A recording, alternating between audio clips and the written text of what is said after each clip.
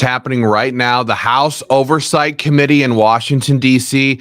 is holding hearings on major gun control bills. It's happening as we speak. We're going to be piping the feed into this feed here so you can listen to what these people are saying about the push for gun control. Get in here, guys. Let me know where you're watching from. Let me know where you're checking in from. We're going to be kicking this off. Chairman Maloney, chairwoman, I guess you'd call her, is talking right now about their push for gun control. We're going to pipe this feed in here momentarily. This is important. This is happening right now. The House Oversight Committee is having these hearings right now. The entire House chamber is going to be voting likely on HR 7910 and HR 2377. 2377 is Pelosi's red flag gun confiscation bill, and HR 7910 is Jerry Nadler's Disarm America Act. Okay, so let's see here, ranking member. We're going to be piping this feed in here for you guys to hear it here momentarily. The chairwoman, Maloney, just gave her opening statements on their attacks that they're going to launch. And now we have the ranking member, Comer, is giving a speech right now. Do me a favor, guys, right away, right off the bat here, share this video with your family and friends.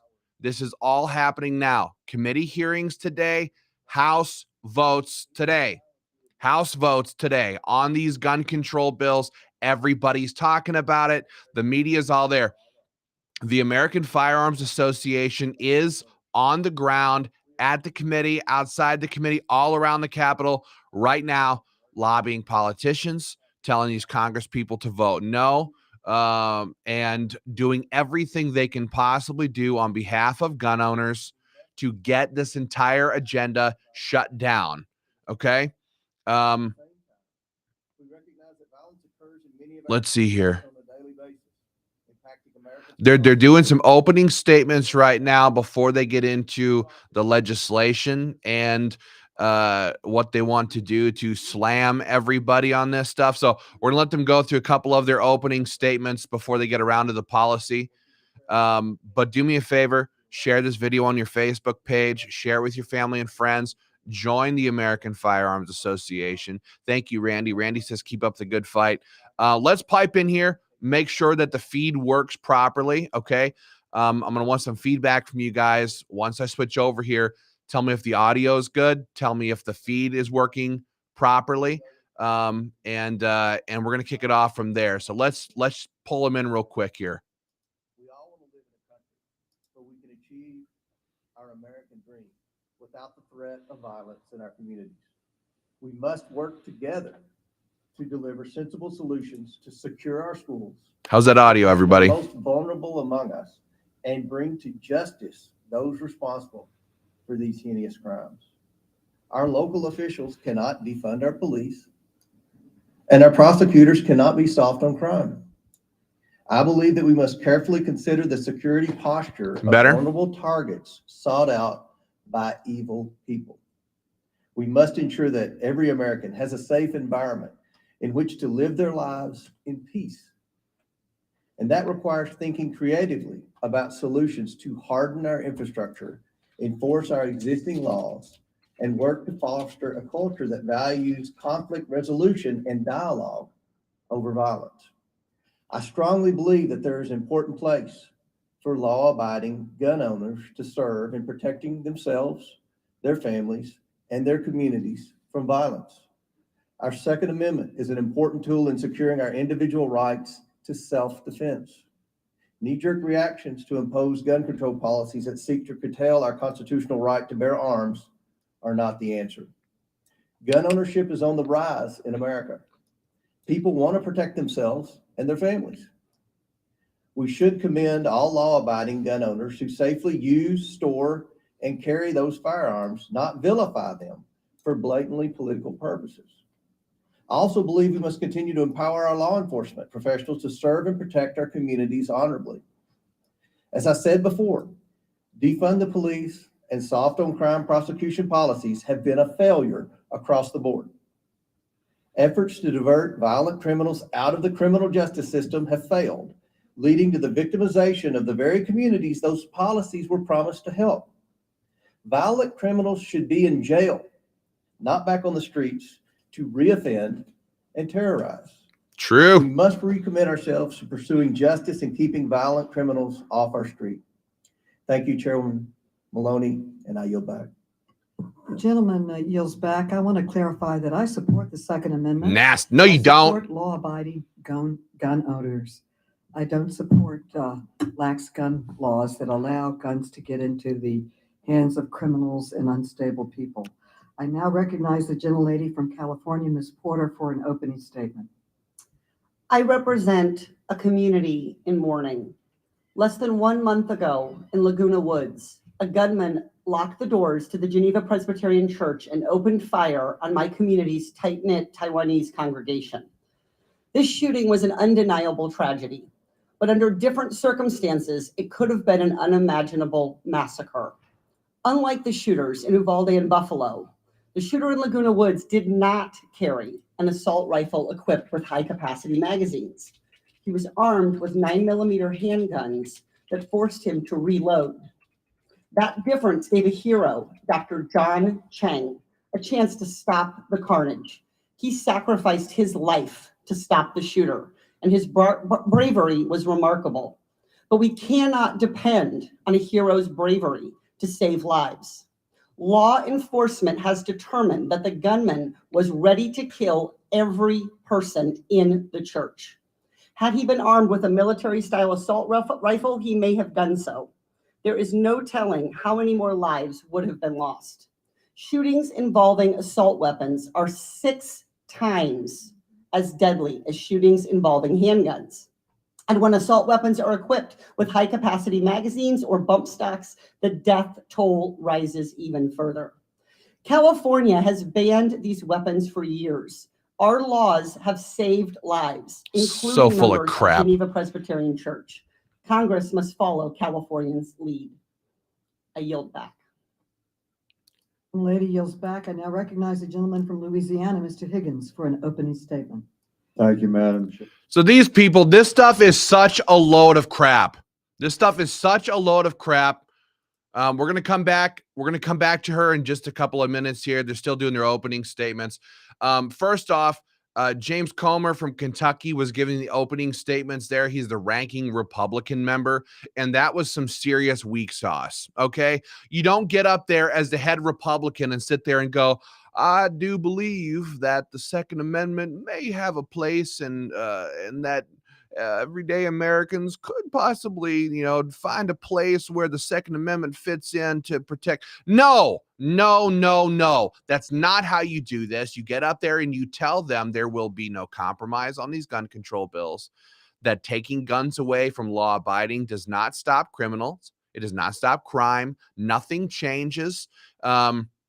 Other than that, criminals become emboldened to continue to commit more of the crimes they already do, okay? But if you take guns away from everyday Americans, then the criminals have less to fear. They have less to fear. And here's a major problem. The major problem here is that these people are not being tossed in jail for the crimes they are committing. They're being released. There's no bond. There's no bail. They're being put right back out on the streets. We saw it during COVID. They released thousands and thousands of criminals right out of jail 2 years ago, simply because they were supposedly scared. They released them out onto our streets, and they're surprised when crime goes sky high.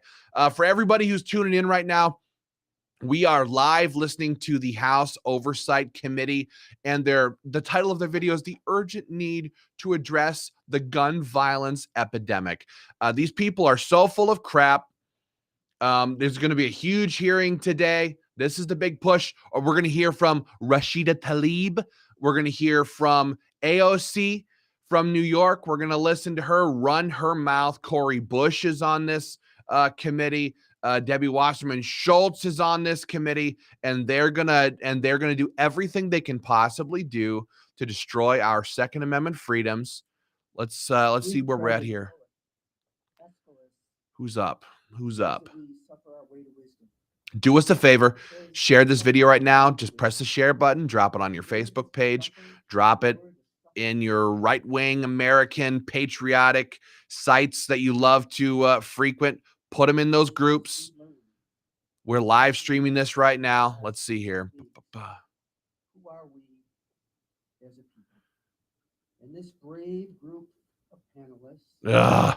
Hold on. We're going to pull this guy in here. Listen to this guy a minute. Destruction beyond human comprehension. We have to find a way to deal with this. In Buffalo, the shooting started at 2:30 in the afternoon. It was concluded in 2 minutes and 3 seconds. One shooter, a semi-automatic weapon, 13 people shot, 10 dead, one shooter. If you look for a common denominator in all of these, it's typically someone that should never have had a gun with a high capacity weapon to kill as many people as quickly as possible. Zanetta Everhart is here. She is a friend and a proud citizen of the city of Buffalo. Zanetta is with us today as the mother of a Buffalo mass shooting survivor, Zaire Goodman. Zaire was working at the Tops Friendly Market. It was targeted by a white supremacist, racist, deranged gunman. Zaire is also a colleague in government. She's the Director of Diversity and Inclusion for my friend and colleague, New York State Senator Tim Kennedy. Zanetta's story is both tragic and magic. And with that, it gives me great honor to present to the committee Zanetta Everhart. Thank you. And after Ms. Everhart, we will hear from Dr. Roy Guerrero, who is a pediatrician in Uvalde, Texas. Then we will hear from Mia Cerrillo, who is a fourth grader at Robb Elementary School in Texas. Mia will be sharing her experience in a pre-recorded video. Her father, Miguel, is with us in the room today and will be making brief remarks after his daughter's video. Then he will excuse himself. Next, we will hear from Felix and Kimberly Rubio, who are the parents of Lexi Rubio, who tragically lost her life in the Texas shooting. I now recognize the gentleman from Georgia, Mr. Heist, to introduce our last witness on this panel. Thank you, Madam Chair. It's my honor to recognize Lucretia Hughes. She is a part of my constituency, an incredibly bright light in our 10th district, and she has an extremely compelling story. I just wanted to publicly recognize Lucretia. I want to thank you for being here today. I know it's hard to share the story that you come to us with, but we are grateful that you're here. And I just, Madam Chair, I want to say thank you for just these few seconds to recognize Lucretia Hughes and welcome her here. I yield. Thank you. The witnesses will be unmuted so we can swear them in. Please raise your right hands. Do you swear or affirm that the testimony you are about to give is the truth, the whole truth, and nothing but the truth? So help you God.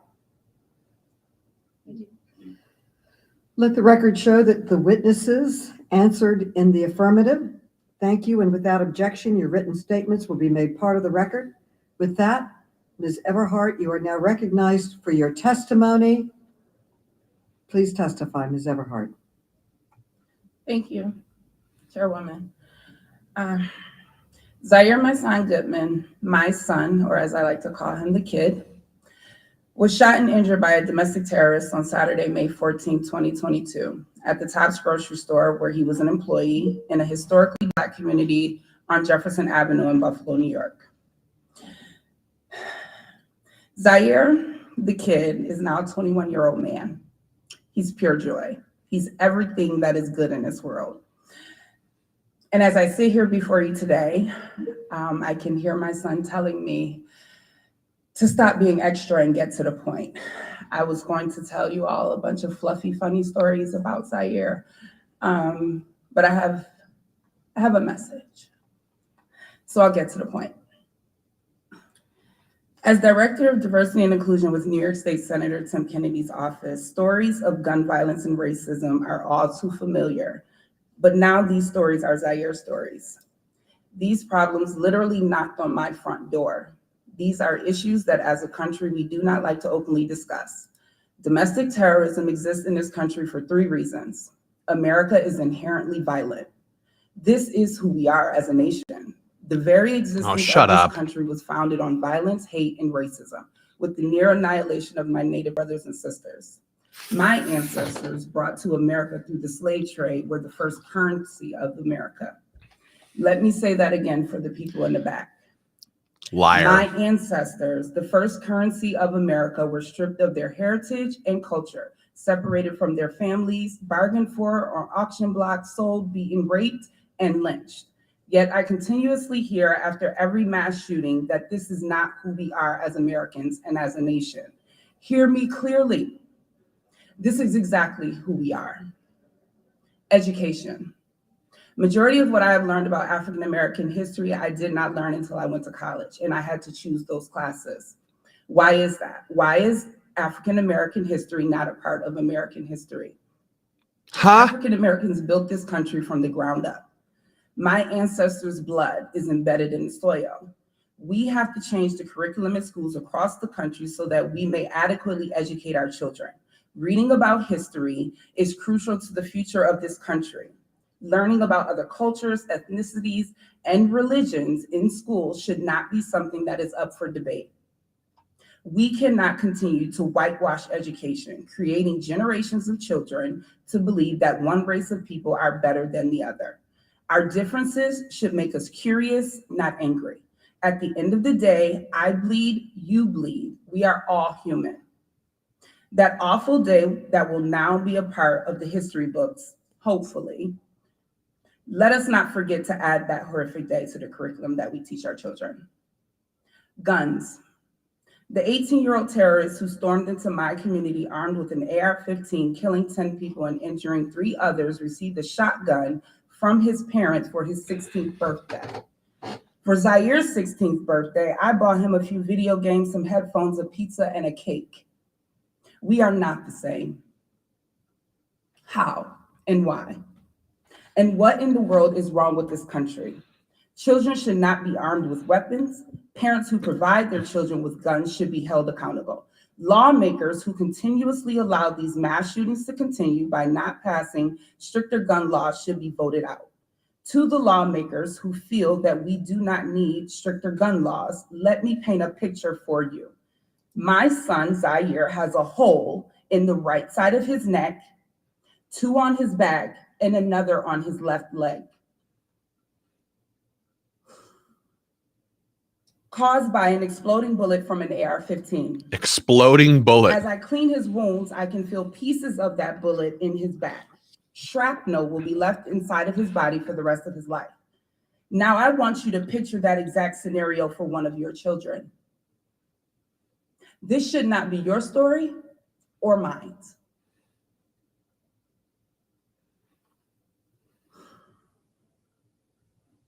Pause for effect. As an elected official, it is your duty to draft legislation that protects Zaire and all of the children and citizens in this country. Common sense gun laws are not about your personal feelings or beliefs. You are elected because you have been chosen and are trusted to protect us. But let me say to you here today, I do not feel protected.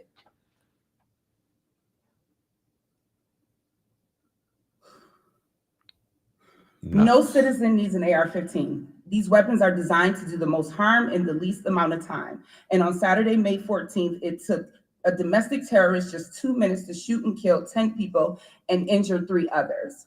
If after hearing from me and the other people testifying here today does not move you to act on gun laws, I invite you to my home to help me clean Zaire's wounds so that you may see up close the damage that has been caused to my son and to my community. To the families of Ruth Whitfield, Pearl Young, Catherine Massey, Hayward Patterson, Celestine Cheney, Geraldine Talley, Aaron Salter, Andre McNeil, Marcus Morrison, and Roberta Drury, I promise that their deaths will not be in vain. Zaire and I promise to use our voice to lift their names, and we will carry their spirit with us as we embark on this journey to create change. I know that their collective souls watched out for Zaire that day, and I am eternally grateful to them for that. To the east side of Buffalo, I love you. I'm speaking directly to my people. All right, be quiet. Just stop for a minute, lady. So this is some crap. This is just total trash. This is leftist talking points. The implication is expressly clear.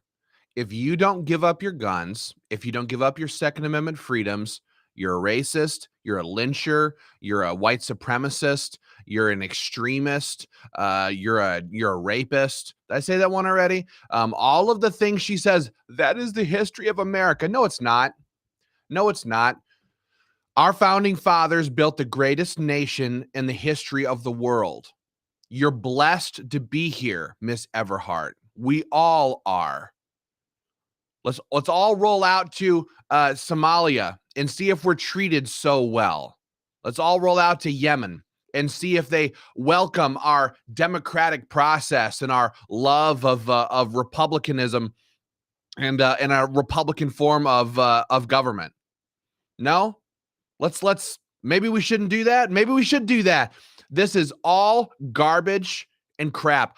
Look, she doesn't say a word about Chicago. Not a word. Every single weekend, 10, 5, 10, 15, 20, especially if it's a holiday, especially in the summer, the streets run red with blood in their blue gun control filled cities like Portland and Chicago and New York City.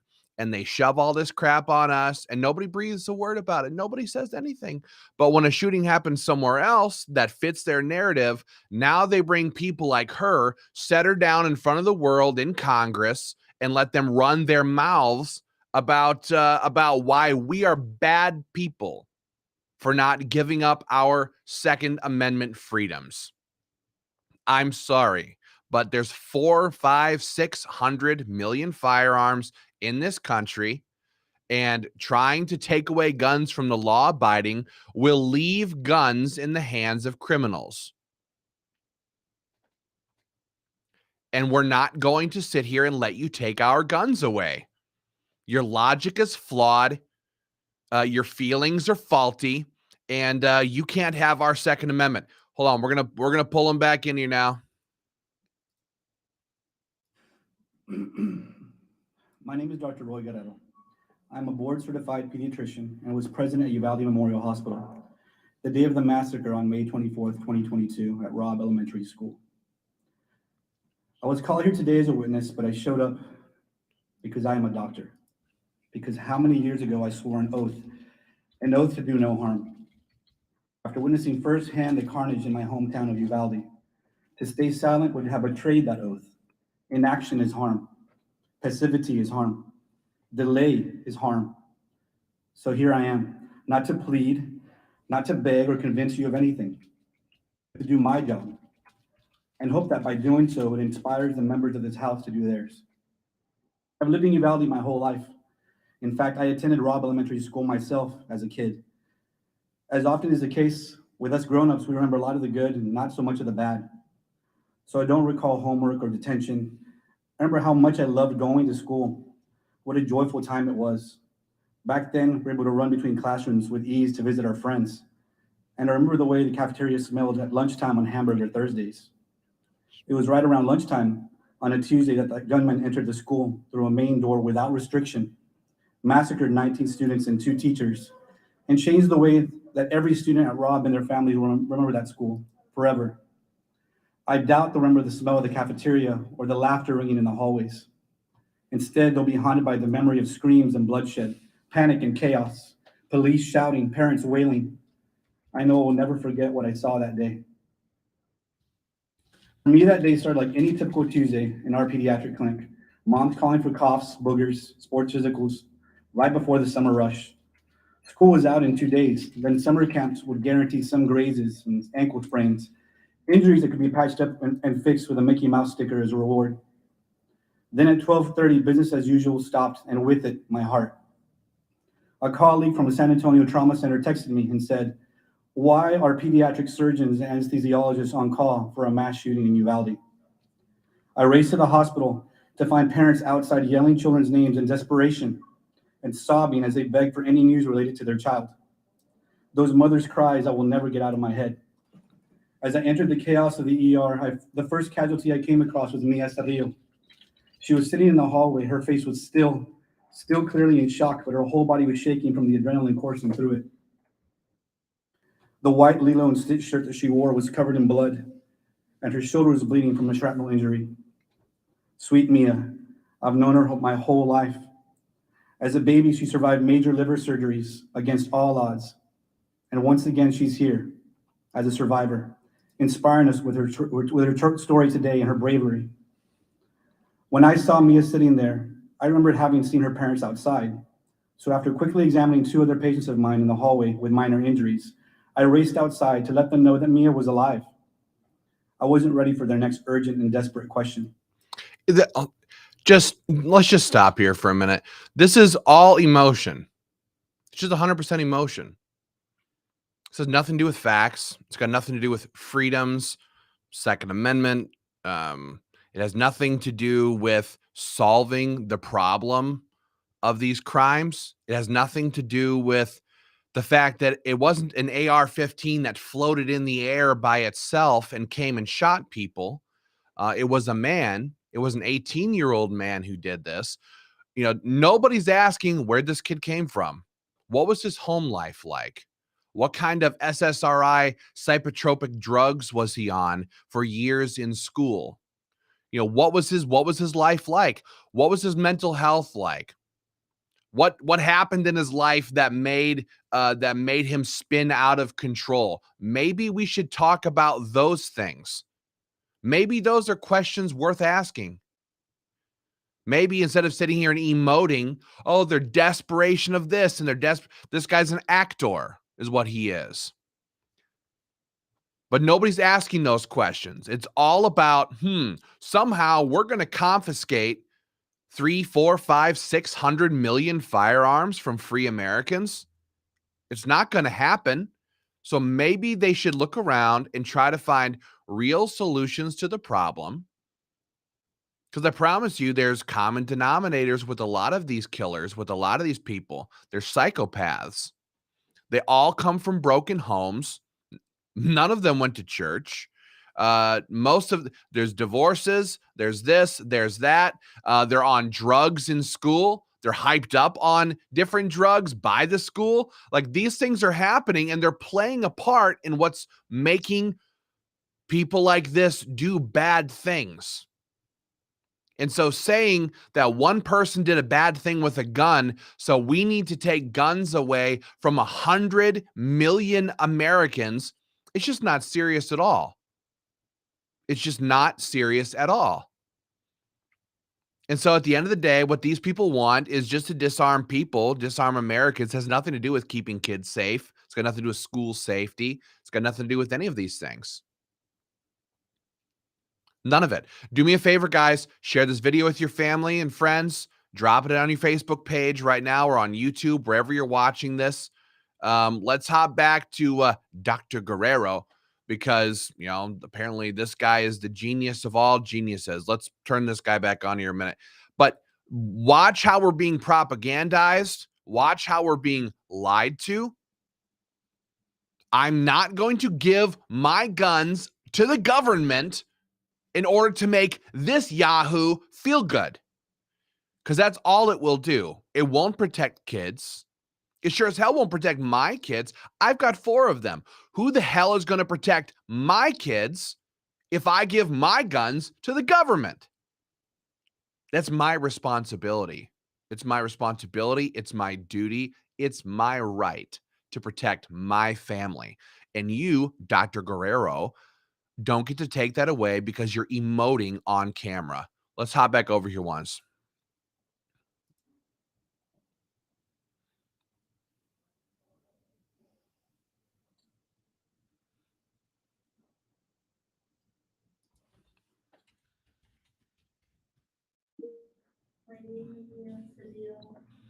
Oh, here they're bringing the kids.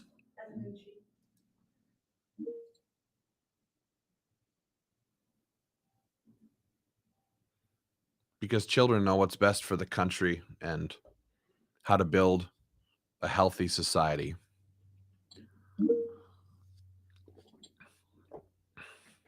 We were just watching a movie, and then she got an email, and then she went to go lock the door, and he was in the hallway, and they made eye contact, and then she went back in the room and she showed us go hide, and then we went to go hide behind my teacher's desk and behind the backpacks, and then he shot the little window, and then he went to the other classroom, and then he went. Can't really understand what she's saying. Let's we'll shrink this back down for a moment. We'll come back to this. We sent $40 billion to Ukraine. $40 billion to Ukraine. If you're concerned about school safety, if you're concerned about keeping kids safe, my kids won't go to public school. I'll tell you that. And we'll homeschool them for sure.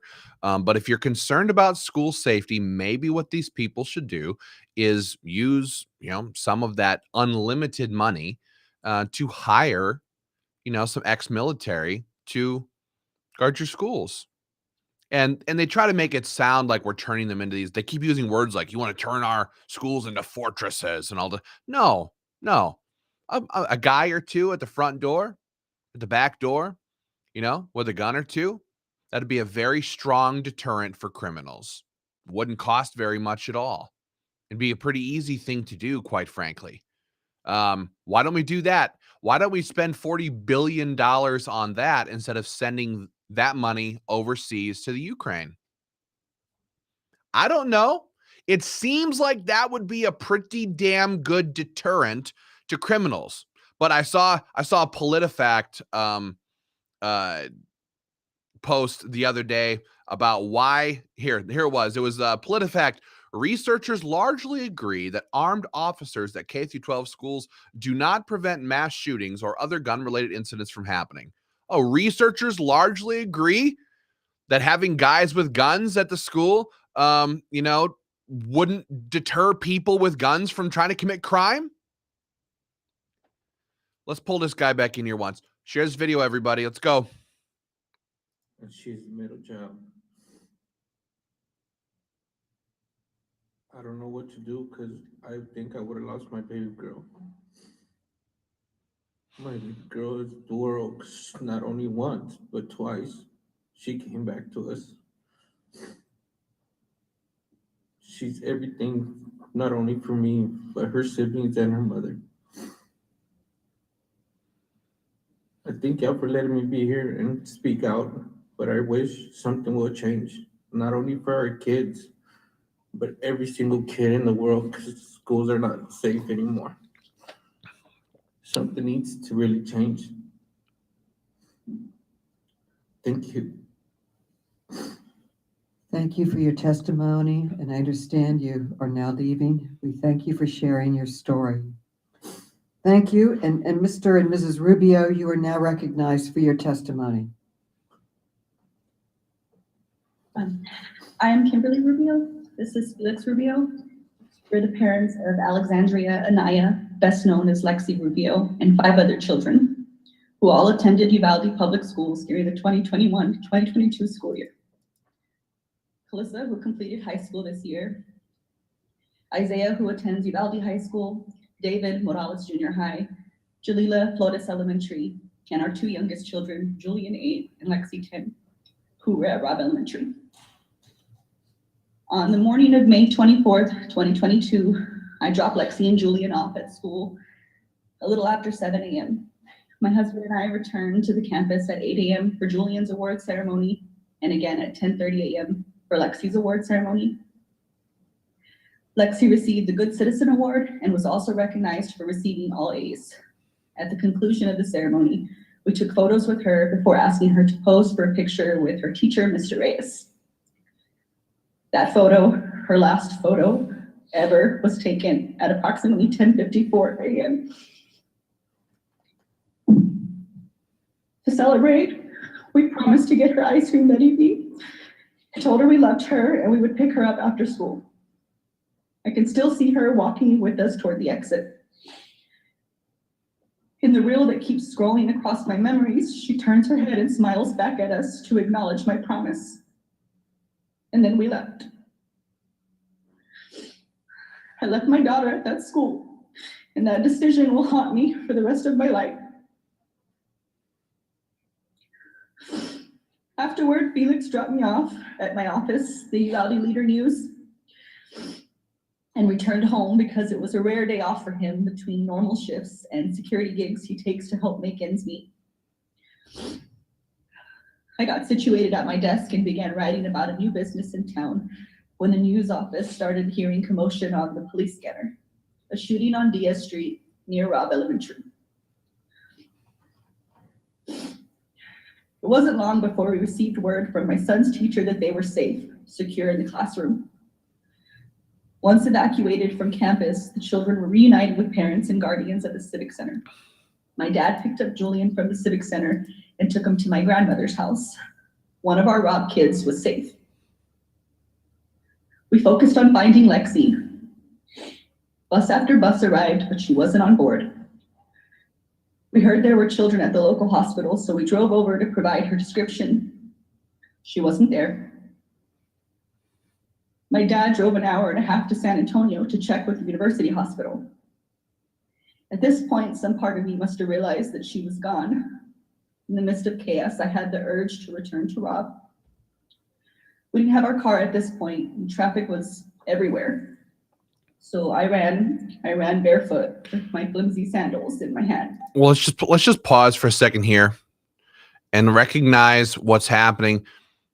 This is a hearing on gun control, right? So the question is obviously, should we terminate the Second Amendment of our Constitution in order to protect children? Right? That's the premise of their argument anyway. And so they're bringing on witnesses. I mean, these are witnesses. I don't know what they witness, but these are stories and tragic stories, many of them, of bad things that happen to people. What does that have to do with the efficacy of taking away firearms from everyday Americans and whether or not that would help the situation? Whether or not that would actually do anything? Shouldn't these witnesses have something to say like, this study here shows that taking away all of these guns would help? Or shouldn't they have something to say like, if we did this and that, then these types of things wouldn't happen anymore? Like, isn't that what witnesses are supposed to do? Provide some sort of expert testimony as to why what they're suggesting is a good thing to do? Because none of these people have done that. They've all gotten up here and they've quote unquote told their story. They've cried on camera, and that's all there is. Is that an argument?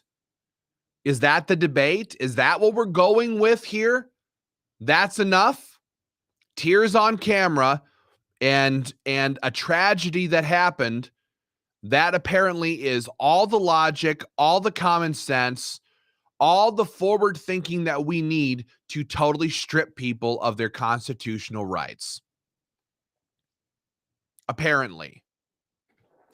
This is a dog and pony show, and people like the Rubios here have been lied to and told that the best thing to happen and the reason they lost their baby girl is because of the Second Amendment and because Greg and Sharon and Stana and Michael and John and Denise in the comment section here, these people lost their child because of you. And according to the other testifier, these people lost their child because you're a racist, because you're a white supremacist, because you're oppressive. There's no reality here. There's no real solutions here. Nobody talks about the fact that we've taken God out of our schools and out of our culture. And even if you don't believe in God, we've taken all morality out of our society altogether. And we're surprised when people do what we would say are immoral things. Let's check in with Miss Hughes here. Distinguished members of the committee, thank you for allowing me to be here today to address the violence in our country. My name is Lucretia Hughes Kluken. I have 4 children and 9 grandchildren. On the night of April the 2nd, 2016, my family got a phone call that would change our lives forever. My ex-husband answered the phone and let out a blood-curdling scream, a scream of pain from the depths of his soul. He screamed, he cried, he's gone, he is gone. Our 19-year-old son, Emmanuel, went to a party early that night. After we got the call, we was frantic. We called his phone, no one answered. We called even the police. I went to Facebook and I had to ask, is my son dead? I found out that he was shot point blank in the head and killed while playing dominoes. No one spoke up for weeks, and the killer was on the run. No one was going to snitch, but that is the street life. Words can't describe how hard it is to bury a child. I ache for anyone and all who have done the same. My son's death was a result of a criminal with an evil heart and a justice system failing to hold him accountable for the laws he had already broken. Amen. You see, a convicted felon killed my son with an illegally obtained gun.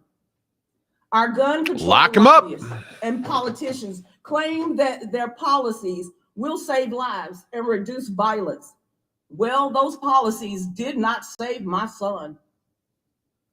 The laws being discussed are already implemented in cities across this country. We have decades of evidence proving they do not work. Preach it. St. Louis, New York, Chicago, Washington, Atlanta. See, real Are facts. gun control utopias, and they are plagued with the most violence. 10 more laws, 20 more laws, 1,000 more won't make what has already illegal more wrong or stop criminals from committing these crimes. And y'all are delusional if you think it's gonna keep us safe. I am a walking testimony of how the criminal justice system and the gun control laws, which is steeped in racism, by the way, That's have failed true. the Black community. By the age of 25, I had already went to 18 young Black men funeral at the age of 25.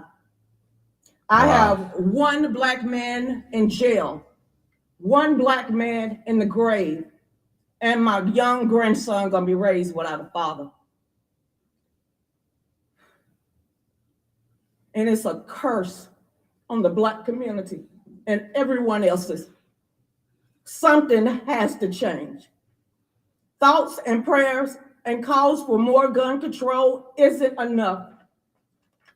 How about letting me defend myself from evil? Yes.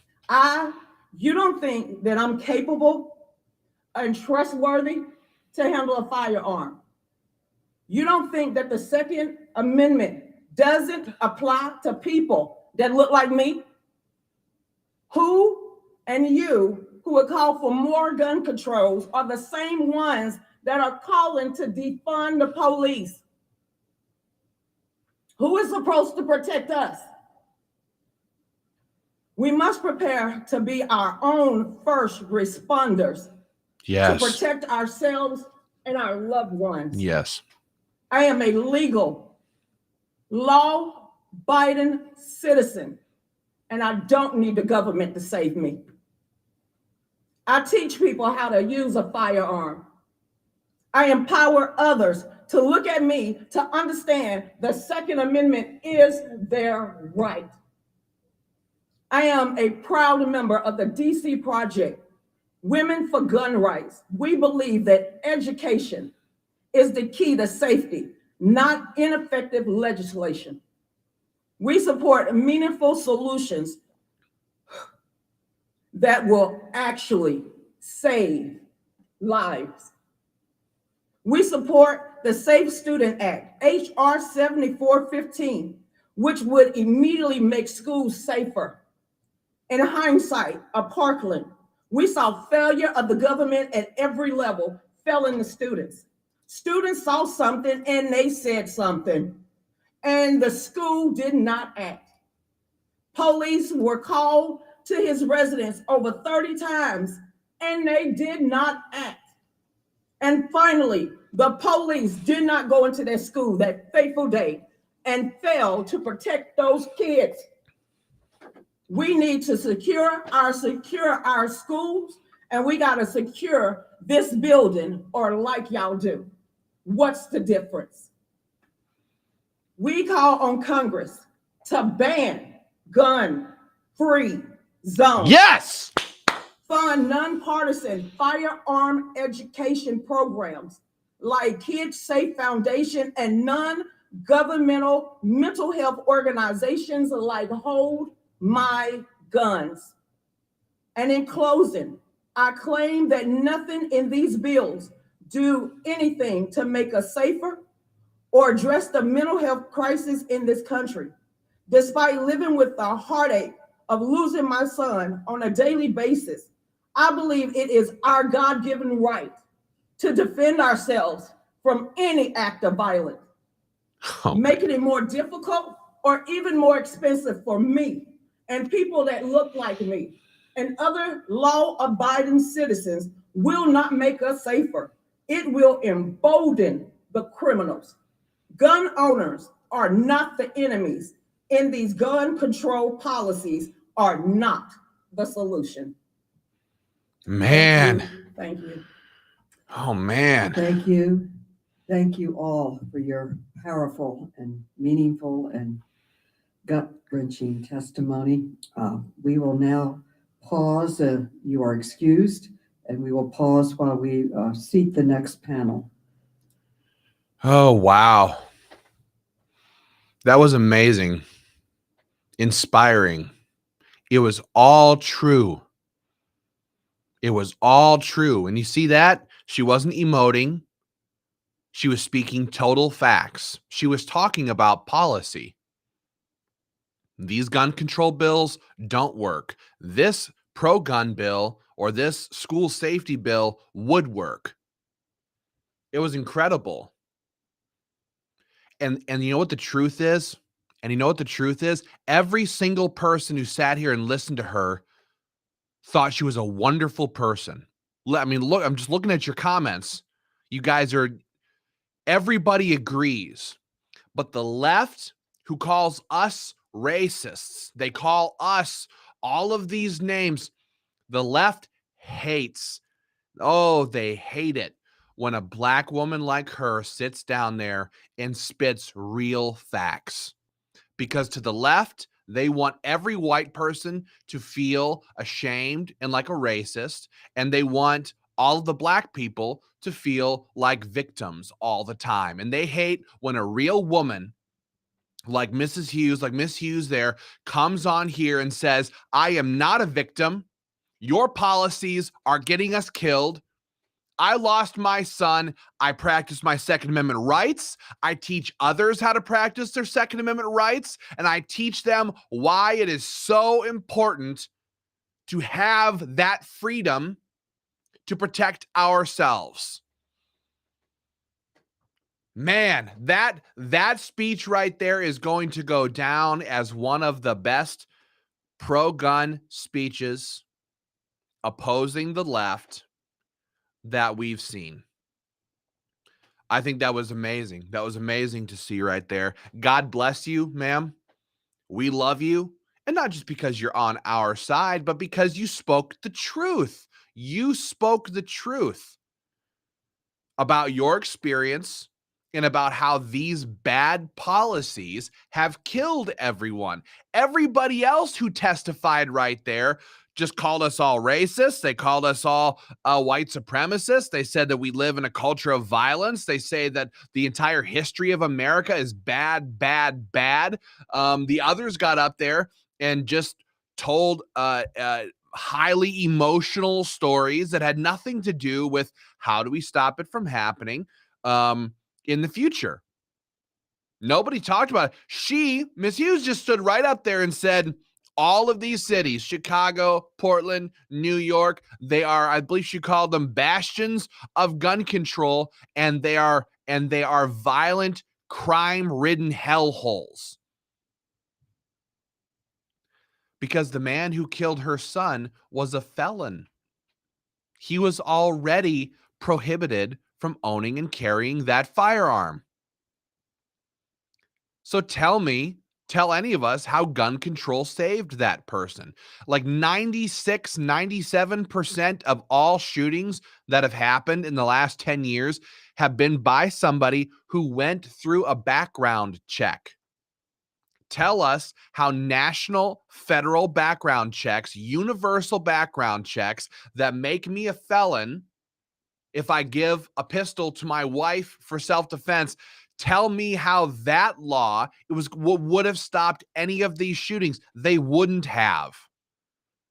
The Uvalde shooter was known to the FBI. He had been reported many times. How would a red flag law have stopped this kid, this man? Wouldn't have happened. Wouldn't have worked. These people know these laws don't work. They know they don't work, and they push this crap on us anyway because they don't care about innocent lives being lost. They don't care about the children who died. They don't care about that woman's son. They don't care. Quincy says her speech was heart-stopping good. I was tearing up. It was very compelling. Hard to listen to. And you can hear the pain in her voice. This is what people in the right space in American politics have been saying for a long time. Leftist policies have been keeping Black people down, have been destroying their neighborhoods, have been taking away their freedom. We know that the vast majority of abortions that happen in America are from African Americans, but people act like that's empowerment to the Black community. It's not. The Democrats and the left, they don't give a damn about these people. They don't give a damn about any of these people. It's all about power. It's all about taking over. It's all about control. It's wild what's happening here right now. So they're on recess. I don't know if it's an ad. It says in recess, but they're moving out some of the testifiers and they're bringing in some more. 1 second here. I'm gonna send a message over here. 1 second. All right. Wow. That was a good. Oh, Janet's angry. She's Democrats care. You're full of shit. No, if you cared about these people, you wouldn't pass policies that intentionally destroy their neighborhoods, destroy their families, drive them apart. And Miss Hughes, right there, who we just heard from, you could hear it in her voice. You could hear it in her voice. She said it. Something has to change. You're destroying our culture. You're destroying our society. You're ruining the lives of these people. Janet, wake up. Get out of your suburban gated home, okay? Get your head out of the clouds and actually do something for these people if you say you care. Because I live around a lot of people like you, Janet. Highfalutin, rich liberals who sit here and spout platitudes about poor oppressed people and about policies you know nothing about, and you don't give a damn about these people. Unbelievable. Let's pull somebody. Let's pull this committee back in here quick. Let's hear what they're saying. Do you swear to affirm that the testimony you are about to give is the truth, the whole truth, and nothing but the truth, so help you God? Yes, I do. Let the record show that the witnesses answered in the affirmative. Thank you. Without objection, your written statements will be made part of the record. With that, Mayor Adams, you are now recognized for your testimony. Thank you for coming. Turn on your mic. Thank you. Thank you very much. Again, I want to thank you, Madam Chairwoman Maloney, for the invitation to testify today. I also want to thank all the members of the House Committee on Oversight and Reform, members from the New York City congressional delegation, and everyone who has testified today, especially those who have so bravely shared their stories of losing loved ones to gun violence. I was particularly touched by hearing the husband and wife that lost their baby girl. As a father with one son, it was extremely impactful to all of us. I am Eric Adams, and I am honored to appear before you today as the 110th mayor of the great city of New York to discuss the ways we can protect public safety and prevent gun violence. Ladies and gentlemen, it is high noon in America. Time for every one of us to decide where we stand on the issue of gun violence. Time to decide if it's more important to protect the profits of gun manufacturers or the lives of our children. Time to decide if we are going to be a nation of laws or confederation of chaos, and we must do it now. It is high noon in America, our country, the country I love. The clock is ticking every day, every minute towards another hour of death. Oh, shut your mouth. To ask every one of you and everyone in this Congress to stand with all of us to end gun violence and protect the lives of Americans.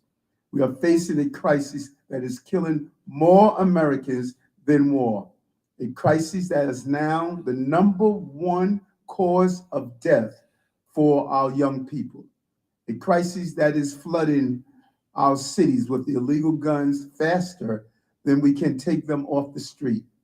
The New York City Police Department has taken over 3,000 illegal guns off our streets this year alone, but the guns just keep coming. This is a crisis that transcends party lines and affects both rural and urban communities. I know this firsthand as the co-chair of Everytown's nonpartisan coalition on Mayors Against Illegal Guns. No matter what our party affiliations, we are united in our mission to stop crime, save lives, and bring an end to gun violence.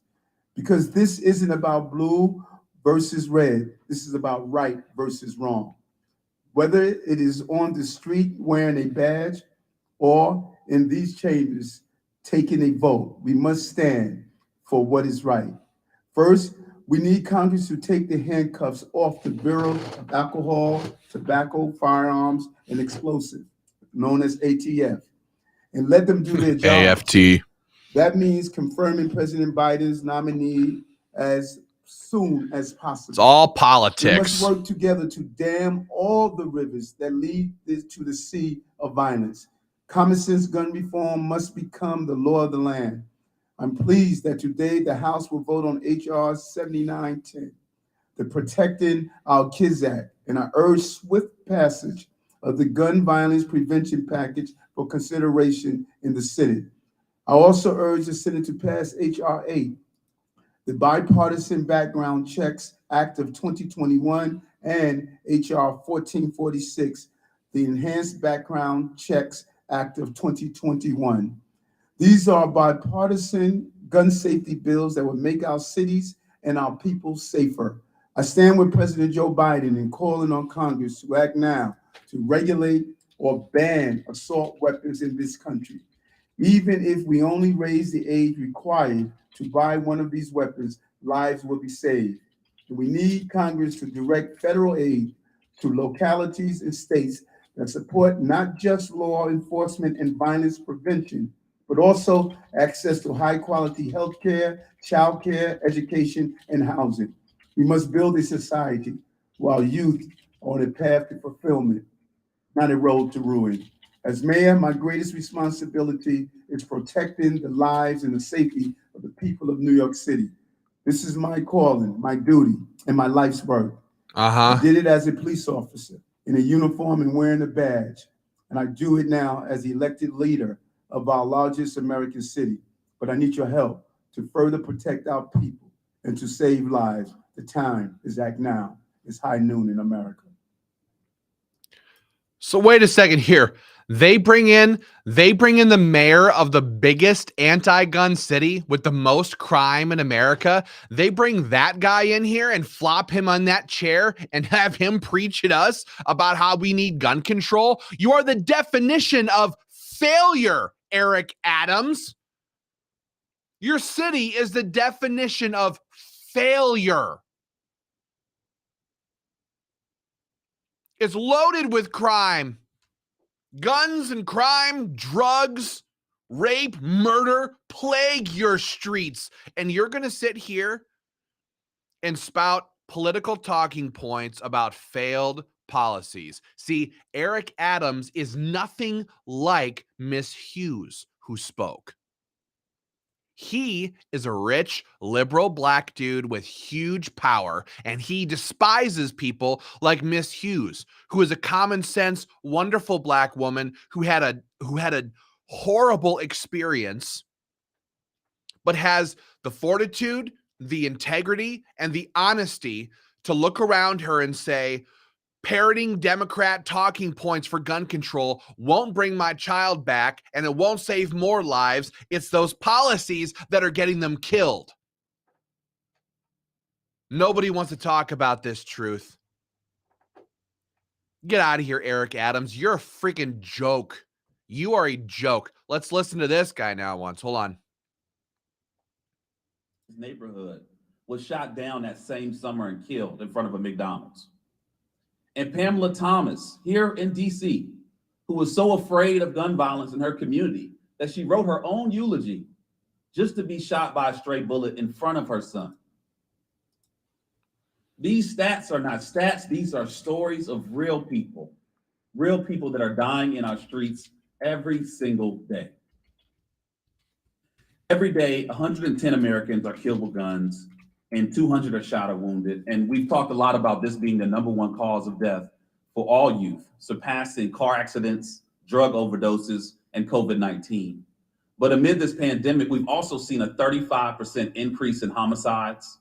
And this still remains the #1 cause of death for Black men, the #2 cause of death for Latino men, and the #2 cause of death for Black women. We are here because we cannot and must not hide from the harsh truth. Gun violence is destroying communities around the country, and every day families experience firsthand the devastation gunfire brings. To eliminate gun violence, we must swiftly recognize that this is a public health crisis that deserves a public health response. At Community Justice, we address gun violence by focusing on those who have been most impacted by the crisis. And we urge Congress to invest in community-based solutions that we know can address those public health risk factors, that can reduce the risk factors of those impacted by gun violence, but also address the root causes. But we also strongly urge that any supply side approach not only focus on the shooter, but on the supplier and the source of firearms that are flooding into our communities. In moments of crisis, Congress has proven to be as resilient as the American people and take action. When coronavirus struck our country, Congress authorized bipartisan legislation to provide resources and regulations to save lives. When Ukraine was in crisis, Congress sprang into action and mobilized bipartisan authorization to authorize immediate aid, economic investments, mental health resources, economic investments to support those communities. But I'm here to say that we are in crisis in America today. Trash. Each time we did the hard thing because it was the right thing to do. And this crisis is no different. This crisis now has taken away grandparents in Buffalo, elementary kids in Uvalde, fathers in Chicago, mothers in Atlanta, nephews in Chicago, even pastors in Charleston. And we're here still asking for action. There are 3 direct things that we know can be done. First, we must acknowledge this as a public health crisis. Time for some lies. And craft policies to combat it as such. Second, we must advance common sense legislation that not only addresses the hardware, but promotes community-based solutions to end gun violence, such as the Break the Cycle of Violence Act. And lastly, I urge you to create a select committee on the gun violence crisis to investigate the health impacts of gun violence and its disproportionate impact on Black and brown communities across the country. Now is the time to take action before another person loses their life, before another child opens his last textbook, before another parent hugs that child for the last time, and also before someone like me isn't alive to ask you to do so. Thank you, Madam Chairwoman. Thank you, Ms. Pringle. You are now recognized for your testimony.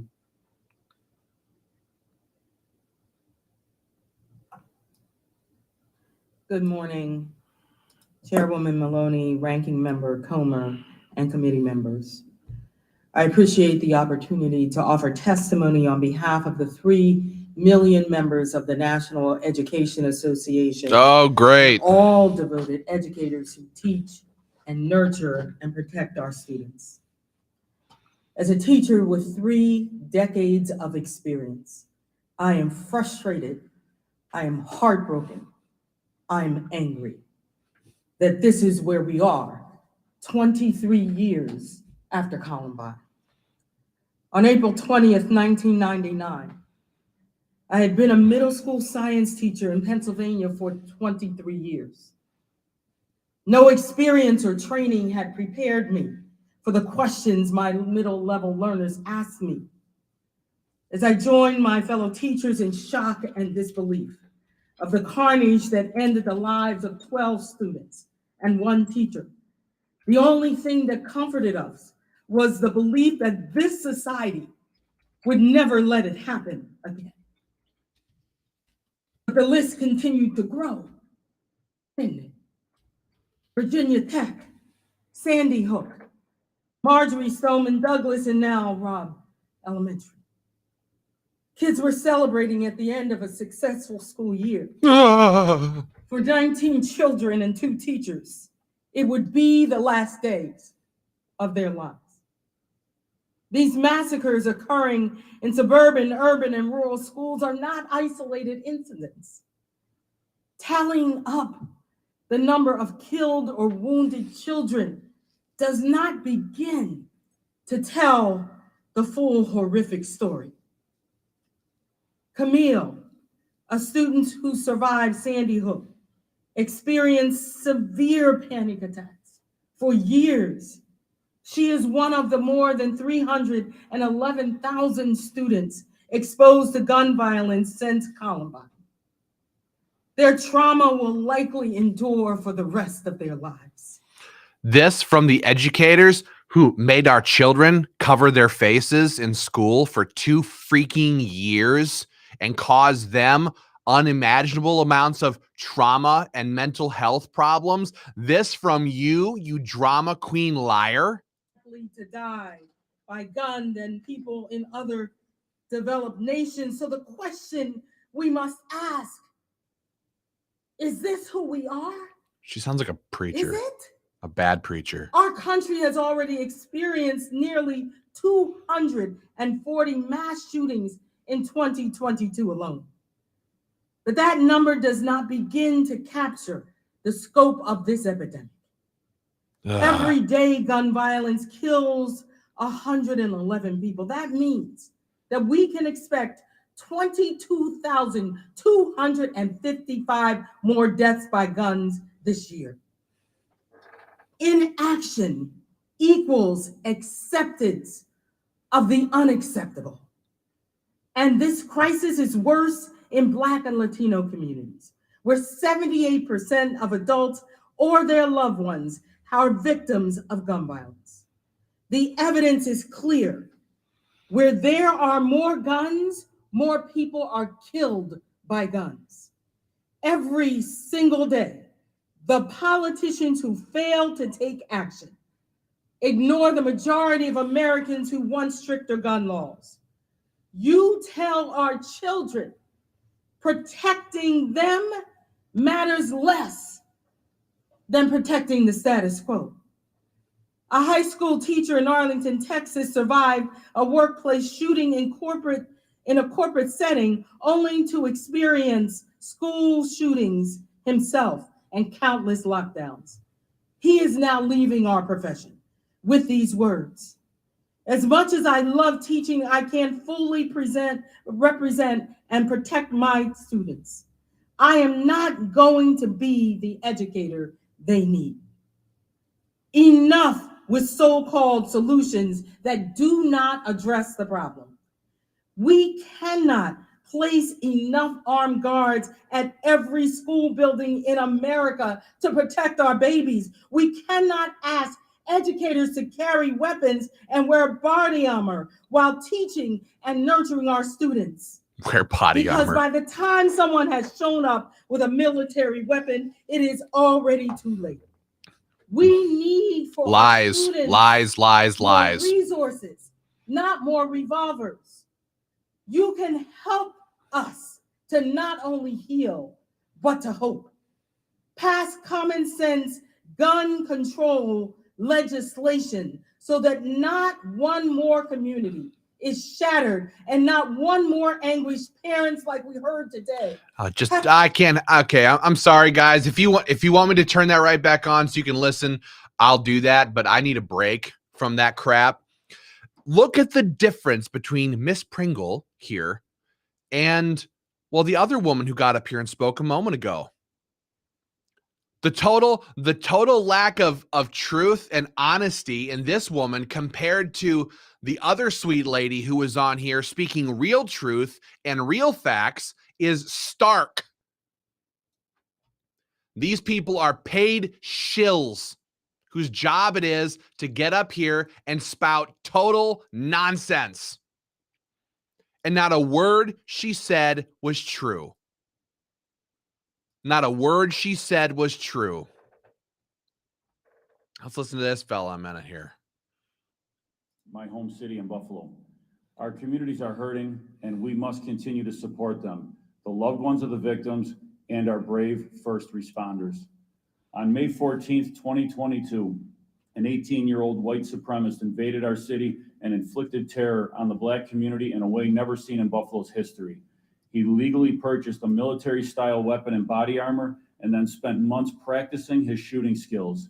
He entered the Tops supermarket and opened fire on civilians, striking 13 and killing 10. He live-streamed this with a GoPro he had affixed to his helmet. Retired Buffalo police officer Aaron Salter Jr., who I posthumously promoted to lieutenant and issued the department's highest honor, the Medal of Honor, was working top security that day. Aaron was helping an elderly shopper leave with her groceries when the shooting began. He did his best to warn customers while in a completely defensive position. He engaged the shooter as he entered, hitting him with at least one shot. It is often said that a good guy with a gun will stop a bad guy with a gun. Aaron was the good guy and was no match for what he went up against. A legal AR-15 with multiple high-capacity magazines. He had no chance. Assault weapons like the AR-15 are known for three things: how many rounds they fire, the speed at which they fire those rounds, and body count. This radicalized 18-year-old adult should have never been able to have access to the weapons he used to perpetrate this attack, and the laws need to be enacted to ensure it never happens again. What a beta liar. Buffalo police officers responded to Tops and were able to take the shooter into custody within minutes. I have no doubt in my mind that their swift response time and handling of the situation saved lives. I would like to publicly thank them and the rest of the Buffalo Police Department for the heroism they showed on that day. Buffalo is known as the city of good neighbors. We are a resilient, culturally diverse community. We came together after this horrific tragedy, and we will continue to heal together. However, no city should have to go through this. And it is time to make changes to a system that is leaving blood on the sidewalks of our communities every day. In 2018, the MCCA adopted a firearms violence policy that would help mitigate the threat of gun violence without infringing on the constitutional rights or weakening due process. These reforms include requiring universal background checks, strengthening NICS definitions, and improving access to records, supporting the use of extreme risk protection orders, aggressively prosecuting straw purchasers and prohibited possessors, and banning assault weapons and high-capacity magazines. Polling shows the majority of Americans support these common sense reforms, and Congress must act immediately to close the loopholes in our current system and the gaps that allow easy access to military-style weapons. Events like the Buffalo Massacre, the shooting in Uvalde that took 21 lives, including 19 children, and the mass shootings in Laguna Woods and Tulsa are the situations that capture headlines. However, we must remember that gun violence epidemic extends well beyond these events. The grim reality is that shootings have become a daily occurrence. What a self-loathing bastard. I can hardly handle that. I can hardly handle this guy. How about instead of screaming about straw purchases, maybe you should talk about actually prosecuting criminals who commit crimes. How about that? How about only 17% of the criminals who committed crimes in New York, only 17% of them are prosecuted? Why? If they're out there robbing people, if they're jacking the 7-Eleven down the street, if they're stealing that woman's purse, if they're involved in gang shootings, shooting up neighborhoods, why aren't they being prosecuted for their crimes? I mean, I'm a dad, right? A lot of you people are. If I didn't discipline my child who misbehaved, you know what you get?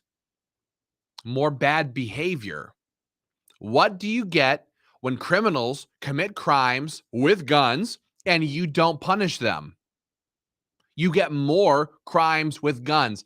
But that's always been the point. It's what these people want. They want more crime. They want bad things to happen. They rejoice when shootings happen, when people are killed. They rejoice when crime takes place because they get to sit here and push their agenda, and it's not one of public safety. Let's listen to this guy. My name is Nick Cipollina. I'm Senior Vice President for Law and Policy at Every Town for Gun Safety. Oh, we're the largest gun violence prevention spare us. in the country. I'm honored to be here today and grateful for the spotlight you're shining on America's gun violence. Oh, I can't handle this. Once again, we are grieving. Frequent public mass shootings terrorize the country and are a uniquely American problem. Mass shootings often focus the public's attention and our grief, and with good reason, but they represent a small fraction of all gun deaths in this country, which include other homicides, suicides, and unintentional shootings. Every single day, some 110 Americans are killed with a gun and 200 more are physically wounded. We estimate that 1/2 of all Americans have been touched by gun violence, either directly or someone they care for. In other words, we are a nation of gun violence survivors. To be clear, all right, I'm going to listen to you guys. You guys are telling me that you don't want to listen to this piece of crap. If you want me to tune back in, just drop it in the comments section. We can pull this back in, but we don't have to give this guy a platform. This guy's a total trash ball is what he is.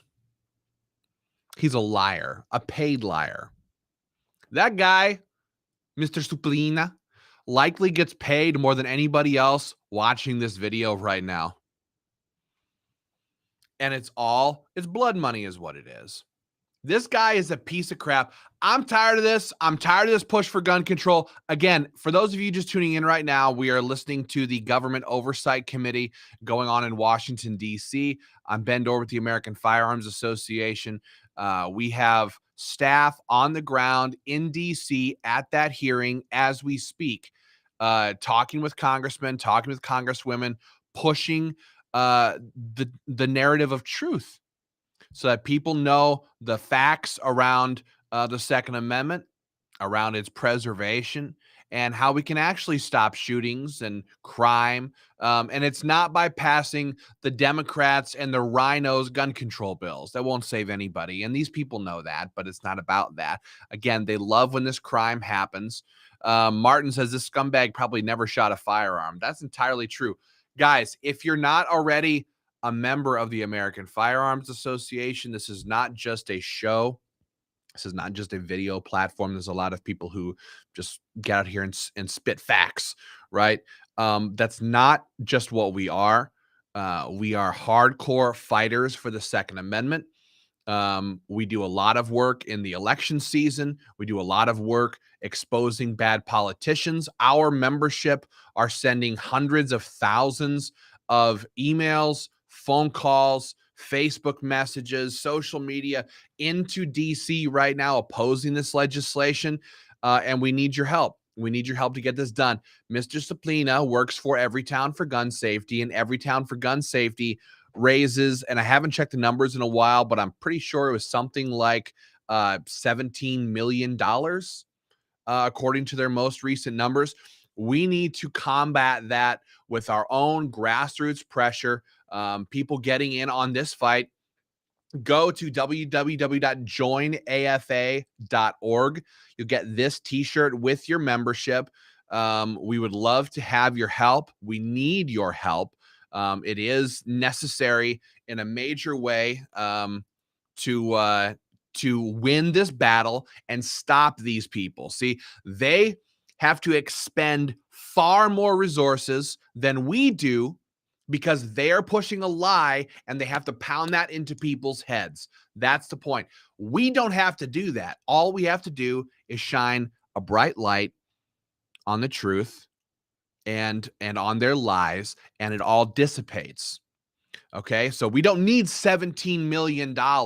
We don't need billionaires in our pockets, but we do need help. We do need resources to do our jobs on your behalf and win this stuff. Steven says he just joined. Don says he's a proud AFA member. You guys friggin' rock in a major way. Before anybody hops off of here, I'll tell you this. In just a couple of minutes, we're going to pipe in the feed here of our live staff on the ground in Washington, D.C., fighting on behalf of these issues and fighting on our behalf. And we're going to hear a live update from Capitol Hill on this fight and what AFA, the American Firearms Association, is doing to defeat these people. Let me pull in Miss Swearer here once. We'll see if she has anything worth saying.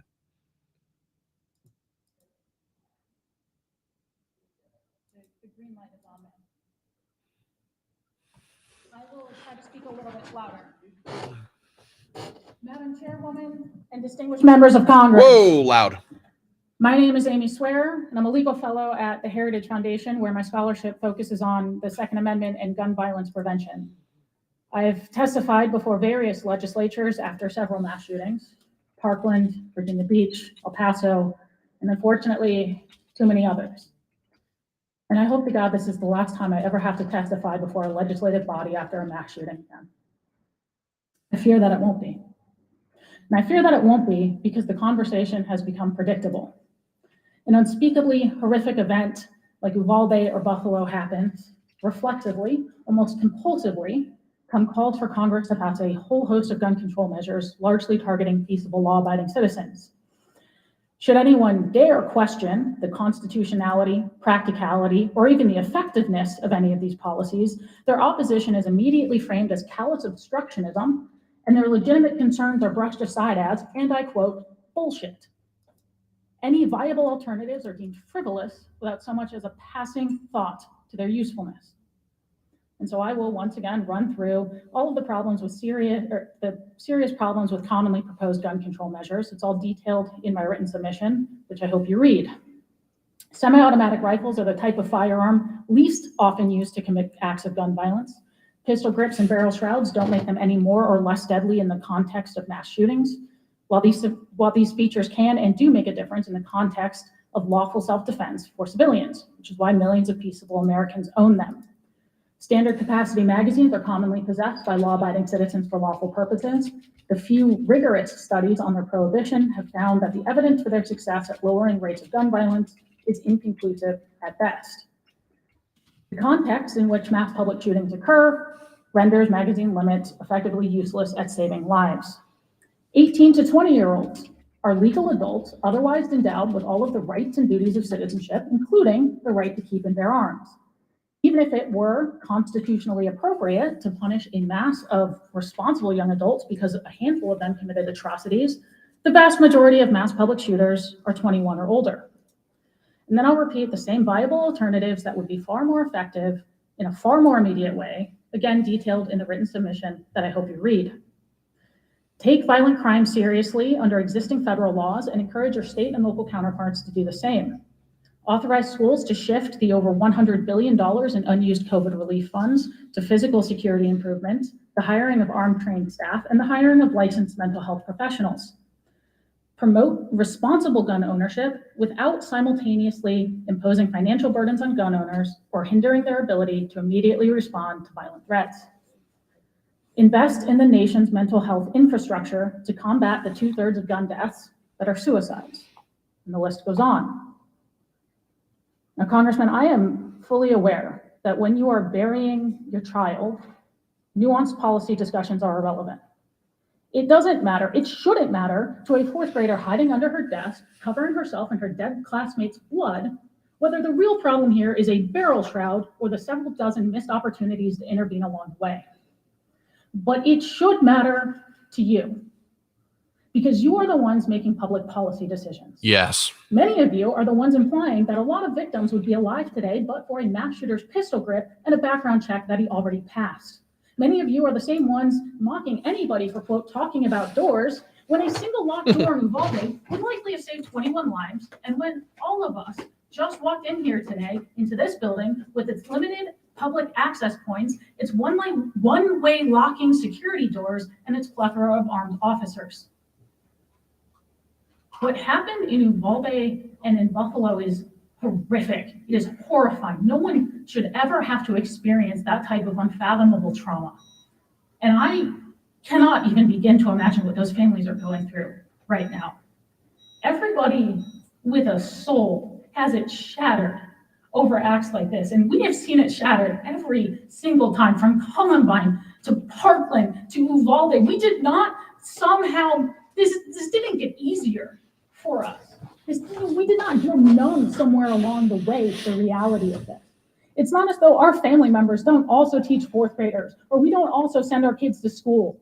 It's not as though we don't also shop in grocery stores or go to country music festivals or work in hospitals, as though we don't also feel the tremendous, horrible weight of these tragedies somewhere deep inside of our souls, because we do. But we oppose these policies precisely because the lives of these victims matter. Because the grief of their loved ones is real. Because we all want thriving communities where families are flourishing instead of burying their children. The opposition has always been, and is still today, a genuine concern that these policies suffer from serious constitutional and practical defects, that they will not have the impact we promised people they will. And we have always proposed alternatives that would be more effective and less constitutionally suspect. But we have rarely been met with our open ears. I hope for the nation's sake that today is different, because I would really love to never testify after a mass shooting again. Thank you. Good speech. Thank all of you for your very important testimony. I now recognize myself for questions. Oh, here we As a go. mother, it is hard to find words to express the grief and outrage I feel and others feel in this room listening to the stories from our witnesses today. No child should be cut down by a gun. Lexi Rubio should have been able to grow up, live her dreams, become a lawyer, major in math, visit Australia. 11-year-old Mia should not have been forced to cower in fear as she watched her teachers and friends massacred. We agree. Close-knit, vibrant Jefferson Avenue community in Buffalo many of whom came today to What are you going to do stand about it? with us, should not be forced to reckon with the violent deaths of friends and loved ones gunned down by a racist with an assault weapon. Ugh. We are in a crisis, but we are not powerless. Congress just needs to find the courage to act, and I hope we find it today when we pass on these sensible and vote on these sensible gun reform bills. Let's start with assault weapons. The shooters in Uvalde and Buffalo were too young to buy alcohol, but they were both purchased assault weapons legally. Ms. Pringle, as an educator, your organization represents millions of teachers, some of whom have witnessed horrific gun violence, some of whom have been murdered, and its aftermath. Would banning assault weapons save the lives of teachers and students?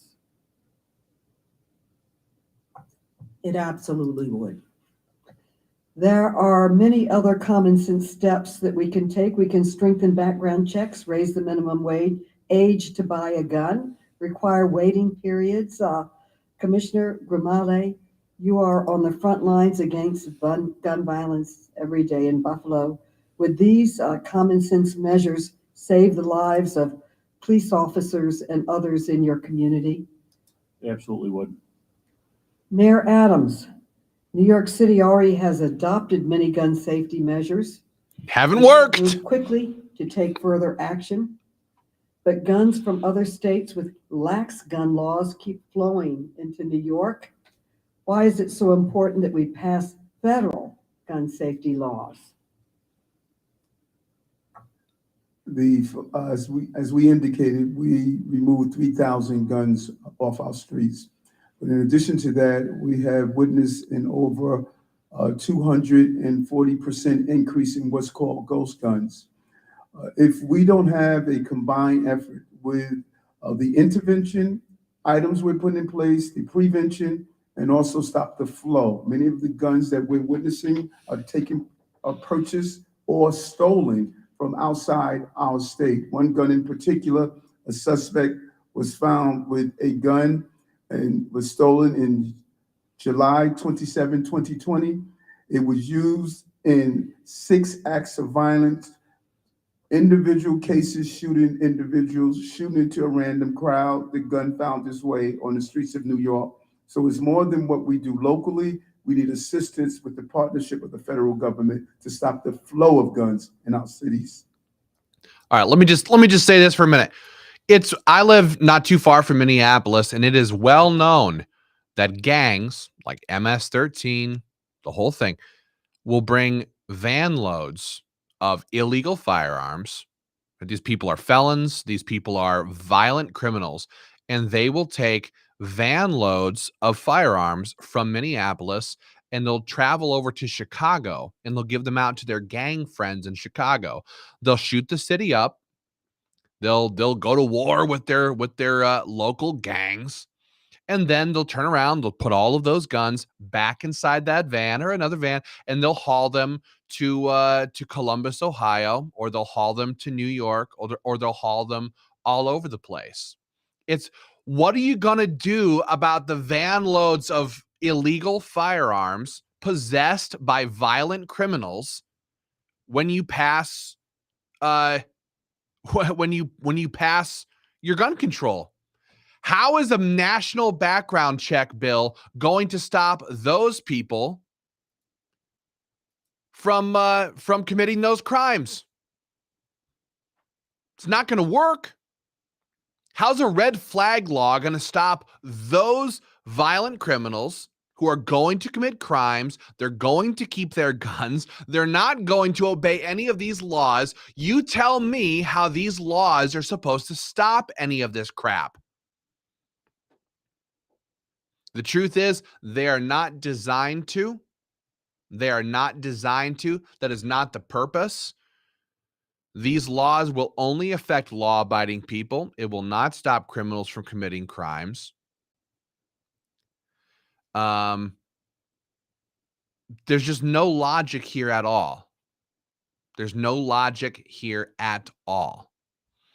But again, It's all about emotions. It's all about feelings. You know, that gal from the Heritage Foundation, she gives her speech and she goes, look, like banning barrel shrouds and pistol grips didn't save a single life. These people spit facts. Miss Hughes was speaking great facts. But when it gets turned over to the chairwoman, she starts off with, oh, so-and-so should have made it to college and should have lived her dreams. Stop emoting to us. Stop emoting to us and give us the truth. They won't do that. Okay, so we're going to have a live report from DC at the top of the hour, okay? We're probably going to end this feed here in a couple of minutes before they get around to testimony or arguments from the committee. This committee hearing is going to last for several hours. There's going to be a lot of opportunities for you guys to listen in and hear some of these arguments one way or the other. But I want to make sure that you hear from our staff who are live in DC and will be in the next 15 minutes or so. But in the meantime, I'll just invite you, please, to join the American Firearms Association. It's $3 a month. $3 a month, and you can be a part of this organization helping us with this fight. You can keep putting pressure on your congressional members. $35 a year is the base level. It gets you our free AFA t-shirt that says "My rights don't end where your feelings begin." And I'll tell you, that's never been a more accurate t-shirt worth having or message worth projecting, because all we're hearing today is feelings, feelings, feelings, feelings. These are my feelings. And you should ban all of your guns because of my feelings. And I'm going to emote on this and that. So this is the t-shirt worth having, everybody. My rights don't end where your feelings begin. And you can get that t-shirt by going to www.joinafa.org. I put it across the screen just now for you guys to see.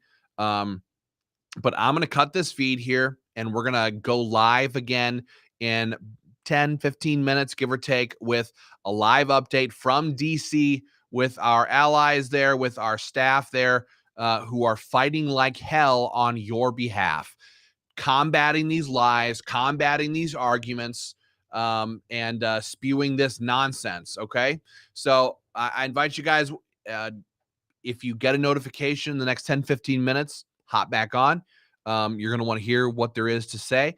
If you don't get a notification, whatever platform you're watching on, whatever page you're watching from, could be on Facebook, one of our state affiliates you could be listening to, or on YouTube, I would invite you to, if you don't get a notification, Facebook is constantly trying to throttle our feed and throttle those who can listen to us. So if you don't get a notification, I encourage you, please, to go back to whatever page you're watching on and check if we're live, because we likely will be in the next few minutes here. So thank you for joining us right now. I'll be back with another stream here in the next few minutes, and we're going to keep fighting here. In the meantime, as well, after you've joined, if you're going to join the American Firearms Association, I encourage you to go to stopredflags.com.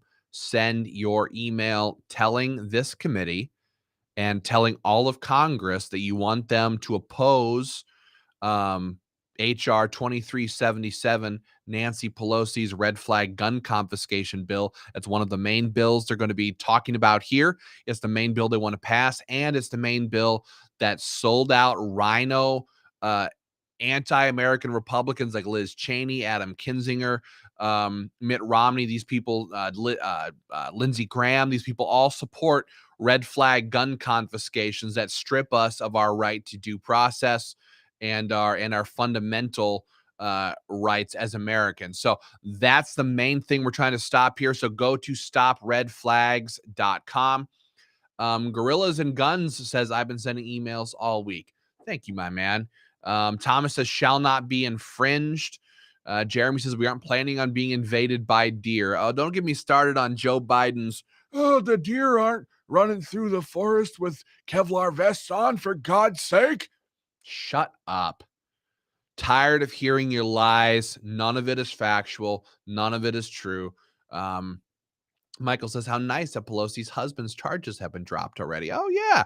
When Pelosi's husband drives drunk, he gets off scot-free. It's just the way it works. If you're not part of the elite class, you don't get to get off scot-free. So I'm gonna hop off here, guys. We'll be back here in about 10-15 minutes. Go to joinafa.org, get on board with the American Firearms Association, help us fight this fight, and we'll